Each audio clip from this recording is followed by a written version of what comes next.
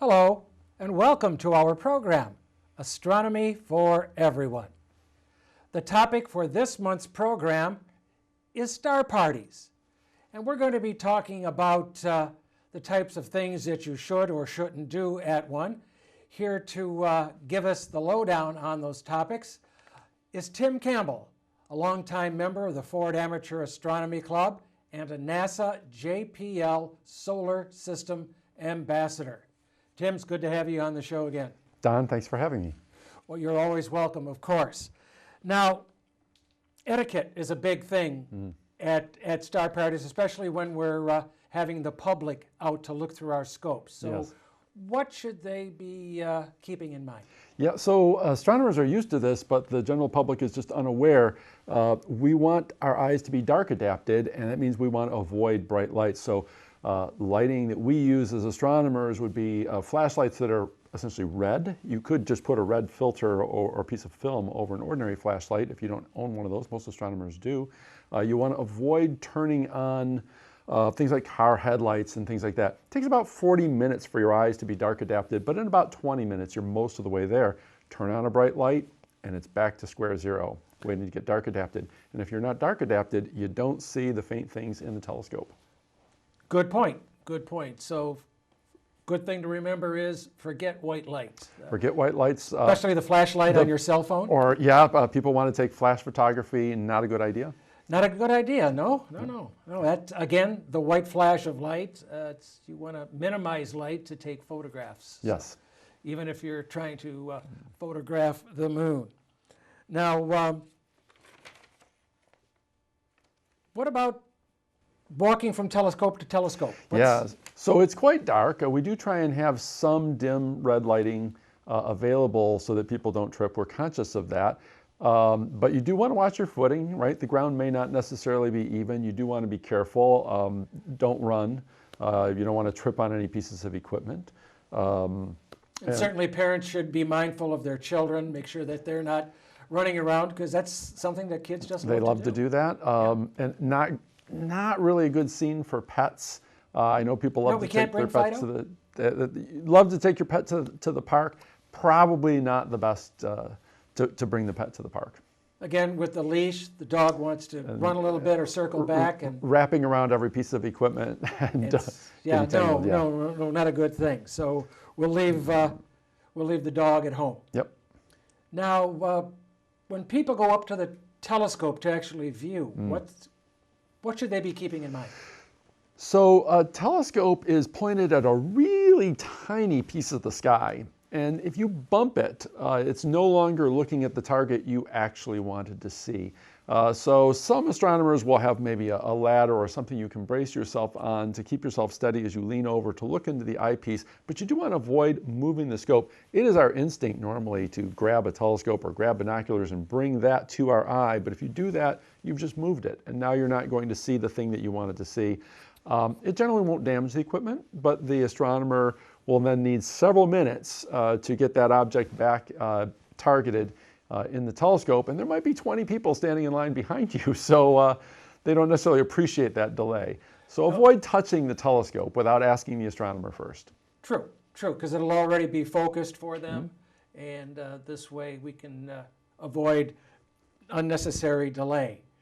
Now, would it be a good idea to have a walking taco with you as you're looking at scopes? Right, and so we are sensitive to damaging the equipment. Generally frown on food and drink at the telescope. There may be mosquitoes and people want to put on bug spray. We generally ask people to step far away from the telescopes before they do that so that the mist doesn't coat the mirrors. They are very difficult to clean, so we like to avoid having to do that.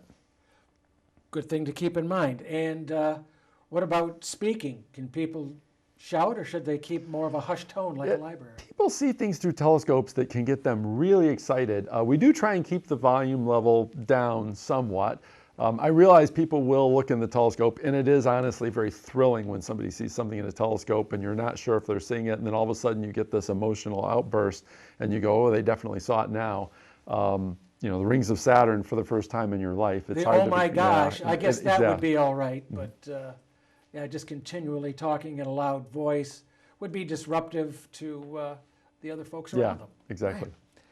Now, somebody's looking at the scope and they're just super enthralled and they're looking and they're looking and they're looking. Is that an issue?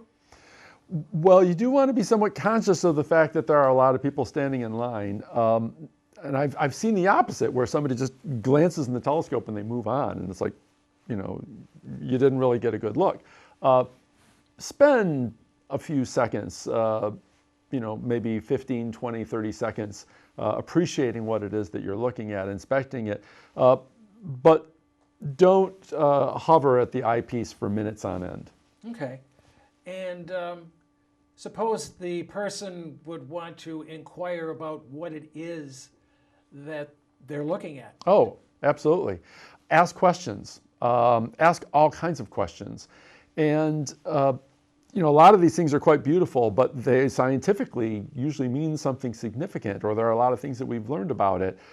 Never, ever be afraid to ask a question about what you're looking at. What is it? You know, how do those things form? What did we learn from them? There are fascinating stories about so many objects. Well, now that's true. Like I say, there's never a stupid question, just stupid answers. And I know we like to encourage the public to expand their knowledge and learn more about what they're looking at, because then they can have a better appreciation for what they're looking at. And it's part of our mission. When I got into it, you know, everything was a pretty object. I started to see the same things over and over again, and I wanted to learn more about them. And it just completely opens a whole new world.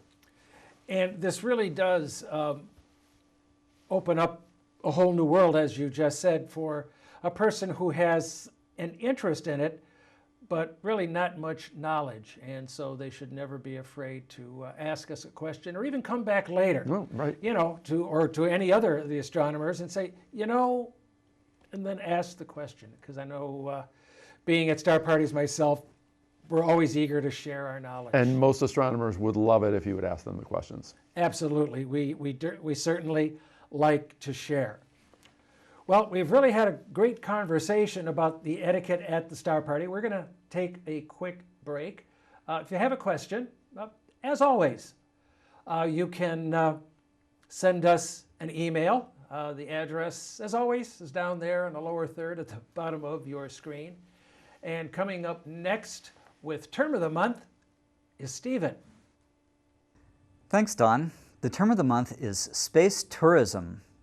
Recently, Blue Origin's, SpaceX, and Virgin Galactic flew passengers in space. Blue Origin's first. Seats on the Blue Origin's rocket are expected to start at $200,000 and maybe go up to $300,000 per seat. You get 4 minutes of zero gravity. This works out to $50,000 to $75,000 a minute. This is the view inside. Passengers sit right next to a window. It's huge, and you can see other windows, see through other windows from your seat. On the outside, you can see that there are a whole bunch of windows. This is half of the thing. There must be 6 windows there. SpaceX is next. $50 million for 3 days, 72 hours in space. Yes, there's a toilet. That works out to $11,500 per minute. Inspiration for the flight this past summer replaced the docking port that NASA usually uses with a 46-inch diameter, 18-inch dome on the top. So you can look out the top, and it's huge. This is a NASA mission picture. I just wanted to show how much space there is. This isn't an Apollo or even earlier tightly cramped capsule. This is just huge. Everybody's got a lot of room. So for 3 days with 3 other people, there's room to walk around. There's even a privacy curtain for the toilet.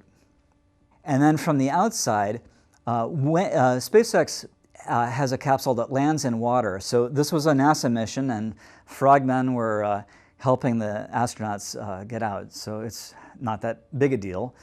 The capsule is in the water, and they get out. Virgin Galactic, the seats start at $450,000, and you get 4 minutes of 0G. That works out to $110,000 per minute. Passengers sit next to a window, and there are 2 windows above. You can probably see through other passengers' windows. In flight, the center portion of this photo has the spacecraft, the part that goes into space, but the rest of that, the wing and the rest of the stuff, that's an aircraft that then lands separately. So the aircraft brings the spacecraft up to about 10 miles of altitude, and then when it comes down, it lands like an airplane. The spacecraft part shown here lands like an airplane. So who is an astronaut in these flights? Well, there's some argument about this. SpaceX flies to 367 miles of altitude. This is higher than the International Space Station, and it's higher than most of the space shuttle flights.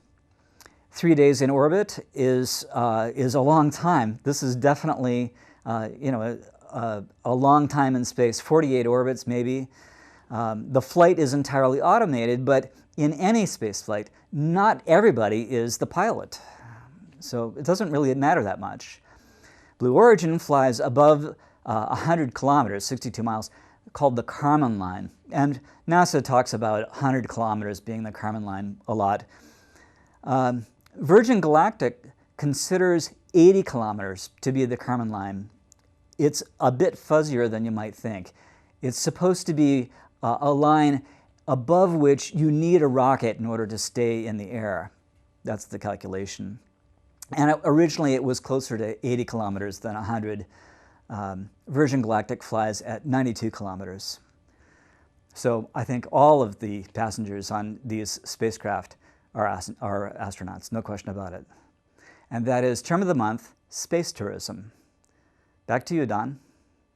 Thanks, Stephen. We're back talking with Tim Campbell about star parties. Now, Tim, I understand that you were at the recent Great Lakes Stargaze held here in Michigan, up in the central part of the Mitten, and you had an opportunity to talk with a couple of individuals. What about this first interview? Yeah, so Adam Van Dyke is the chair for the Great Lakes Stargaze this year, and I had an opportunity to catch up with Adam and ask him a few questions about the history of the Great Lakes Star Party, and so we've actually got some video that we can roll. Great, let's take a look. Thanks. Hi, I'm Tim Campbell. I am a member of the Ford Amateur Astronomy Club here for Astronomy for Everyone. My name is Adam Van Dyke. I am chair of the Great Lakes Stargaze. All right, so last night we had a great night to start.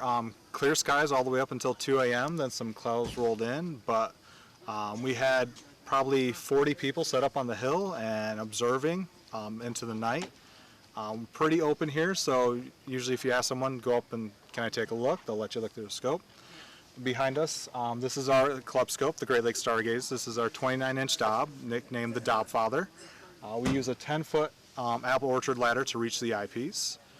And last night we looked at just some simple things, M15, the Ring Nebula. Didn't do a whole lot because we set it up in the dark, so we didn't have a lot hooked up. We didn't have our any of our tools and technology to help us find stuff. And before, I didn't even have a tail rad on it, so I was just pointing blank and trying to pick stuff off. So. Sounds great. And do other people line up to have a look through this? Yes. So usually we have a massive line. We can, in years past, we'll get maybe 3 or 4 objects a night because we'll have 30, 40 people standing in line. Yeah. With COVID and stuff, people are a little more spread out and keeping distance. So last night, I think maybe 10 people total came to take a look through it. But it's here, and again, we want people to take a look. So. All right. Well, it's great to be here, and we look forward to more. Well, that was an interesting conversation. Now, I understand you also had a chance to speak with someone who's been associated with the Great Lakes Stargaze, I think, pretty much since the beginning. Yep. So, yeah, Kevin Denny is been the face of the Great Lakes Stargaze for years and years. He's quite an animated character to talk to, and I had a chance to sit down and talk to Kevin. All right, let's roll the tape. Thank you, Don. So I'm Tim Campbell with the Ford Amateur Astronomy Club here for Astronomy for Everyone. And with us today, our guest, Mr. Kevin Denny from Delta College. Kevin, it's great to have you on the show. Thank you. It's great to be here.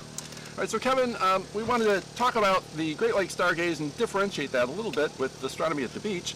So tell us, what is the Great Lakes Stargaze? Great Lakes Stargaze was created back in 2003 with the idea that we would have an event for amateur astronomers and also professionals in the area who want to have a star event in dark skies without having to drive too far and not have the general public to deal with, something that is really good for the amateur astronomers of the Great Lake region. So the general public does not come to this type of event?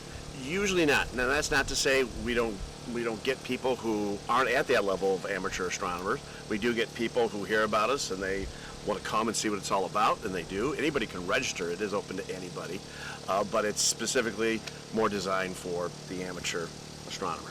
So how many people typically attend? Well, when we started out 20 years ago, about 20 years ago, we were pushing probably 150, close to 200 people at this event. And then when the recession hit, it kind of hurt us and the numbers dropped.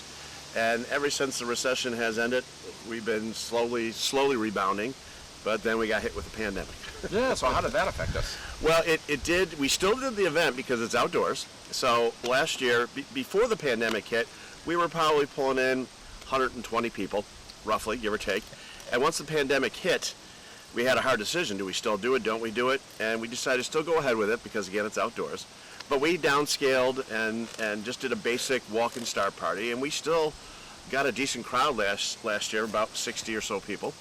And this year we still had the pandemic going on, so we brought some of our events back to start rebuilding, and we have a bigger crowd this year. Not yet to pre-pandemic star events, but hopefully we'll get back to normal soon. So tell me about the location here. Where are we, and why are we here?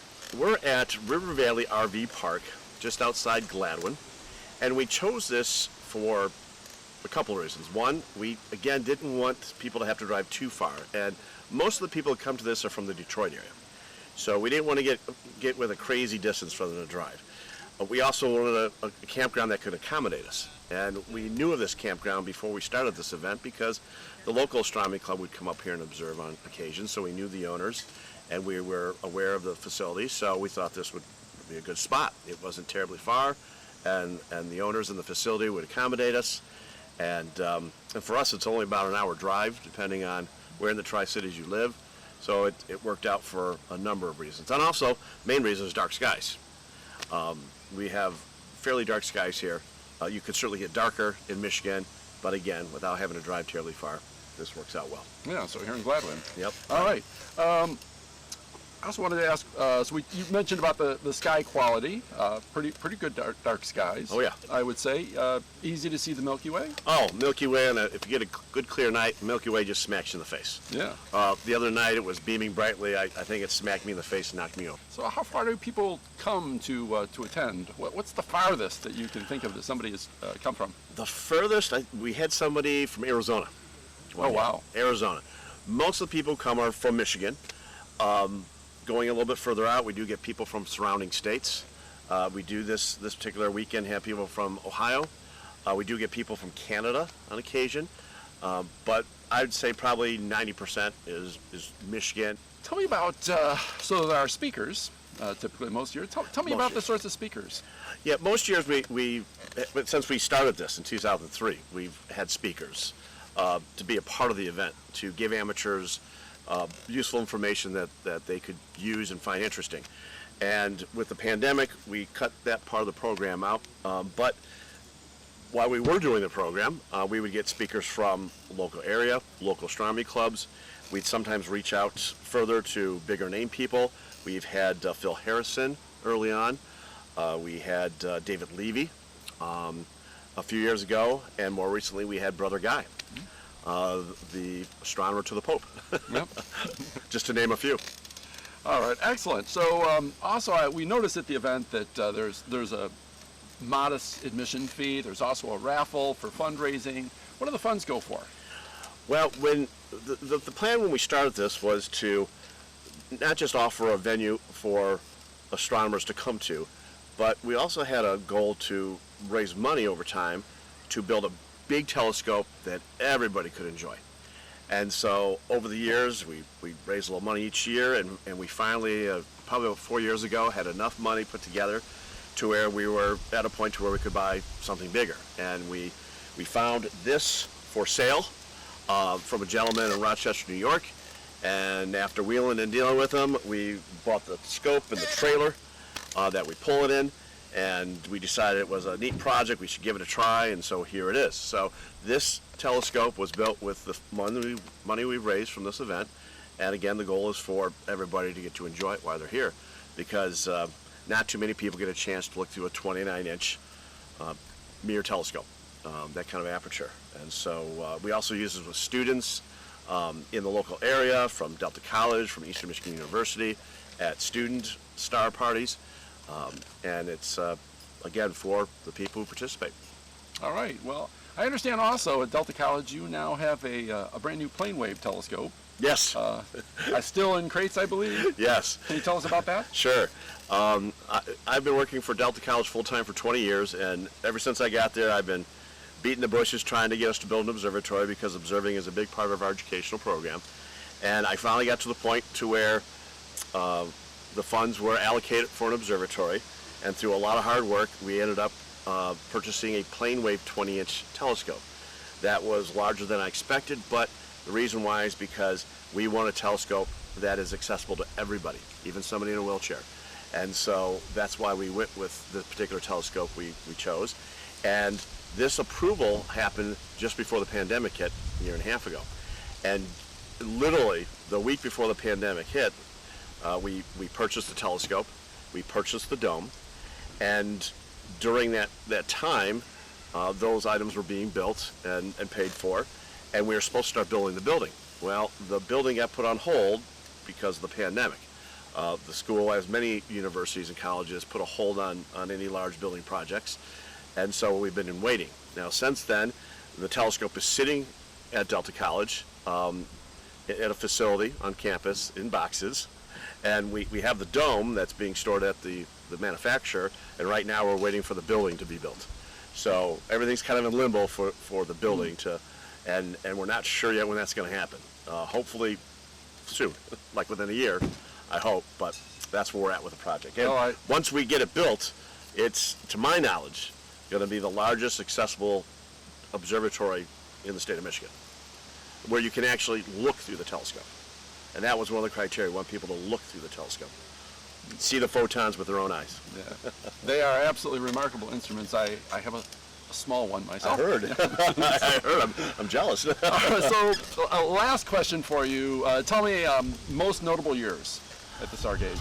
Oh, the most notable years, I would have to say, were before the recession hit back in 2008. We started in 2003. And as the years went by, we built and built, the word got out, built. And right around 2005, 2006, 2007, this field was elbow to elbow with people. I mean, and we actually spilled over into the farmer's field at the top of the hill. And it was literally elbow to elbow people. You could hardly find a spot to set anything up because there were so many people. And for me, that was remarkable. There was one particular weekend where it rained the whole weekend, and the hill turned into mud, so we call it the Mud Fest. That was memorable for non-astronomy reasons, but we survived. And the social aspects, so you still had a good time. Oh yeah, the people come here are great, and the best part of this is seeing people that you only get to see maybe once a year, and it's just a delight to get back to with the people and get to know them a little bit better and find out what they've been doing. So what about plans for next year? Next year. Well, we do this event primarily in September. And we do it in September because the campground isn't as busy. After Labor Day, the campground slows down, so we have more access to the facilities. Also, the temperature gets a little cooler usually. And the skies in Michigan in September, actually, it's a good time for clear skies that month. And so that's why we picked that month, and it's always near the new moon. And for next year, 2022, we're looking at September 22nd to the 25th for our star party. So it'll be towards the end of September, which is usually about the latest we get. Sometimes we dip into the 1st of October, depending on that moon. But that's the plans for next year, September 22nd to the 25th. And we'd love to see everybody come out and join us. Well, that sounds great. I'm going to pencil that into my calendar now. Excellent. I hope you viewers have enjoyed this program as much as I have. I'd like to thank our guest, Tim Campbell, for bringing this information to us. If you'd like to visit our website, please do so. We'd like to have you go there. You can see the address down at the bottom of your screen. And coming up next with What's Up in the Night Sky is Stephen. Thanks, Don. What's up in the night sky for October 2021? The days are getting shorter in the northern hemisphere as we head to winter. Of course, the opposite, heading to summer in the southern hemisphere. October starts with the new moon on the 6th. First quarter is on the 12th, full moon is on the 20th, and the last quarter is on the 28th. Mercury and Mars can be seen, shown here at 6 in the morning on October 25th. Mars, you can see, is very close to the Sun. It has superior conjunction on the 8th. So really Mars is going to be a tough thing to spot all month long. Mercury is a little bit higher, and on the 25th shown here, it is at max western elongation. It's 18 degrees from the Sun. And that would be good, but trying to spot Mercury in the morning is dangerous because you're in danger of having optics pointed at Mercury and then the Sun comes up. You do not want to have the Sun in your optics. You can lose your eyesight forever. And besides, it's painful. Then we have Uranus, Neptune, Jupiter, Saturn, Pluto, and Venus. All at one time. You'll likely want to look for these right to left. So I'm going to go with Venus first. Venus is in Libra, Ophiuchus over the month. It's best at the end of the month, shown here on the 25th. Maybe on the 29th it could be mistaken as a UFO on Halloween. Max eastern elongation for Venus. It's really quite high in the sky and later at night. Then we have Pluto, which you'll need a 10 or larger inch telescope and a great sky chart, not this one. Saturn and Jupiter, which are in Capricornus and set after midnight. Saturn sets sooner than Jupiter. Then Neptune is in Aquarius, as usually. It just had opposition in September, so it is up most of the night. And then Uranus is in Aries, and it's up nearly all night because it has opposition coming up on November 4th. And that is what is up in the night sky for October 2021. Remember, we don't charge for this show, but we may tax your brain.